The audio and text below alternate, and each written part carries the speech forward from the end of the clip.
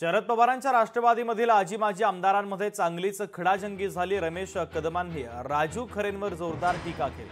मोहोळ मतदारसंघामध्ये राजू खरेंची शून्य किंमत आहे। रमेश कदमांनी राजू खरेंवर जोरदार हल्लाबोल केलेला।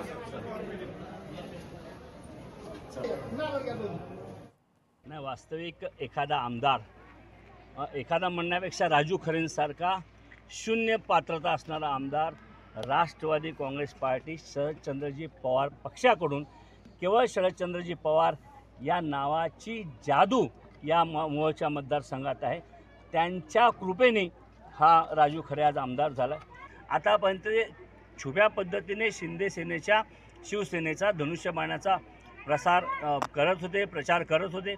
काल मात्र त्यांनी माननीय उपमुख्यमंत्री शिवसेनेचे पक्षप्रमुख श्री एकनाथभाई शिंदे यांच्या व्यासपीठावर थेट जाऊन एक प्रकारे राष्ट्रवादी काँग्रेस पक्षाच्या सर्वसामान्य कार्यकर्त्यापासून ते पक्ष नेतृत्वाला पक्षाला आव्हान देण्याची भूमिका घेतली। लोकशाही मराठी ऐका, पहा, जागरूक रहा।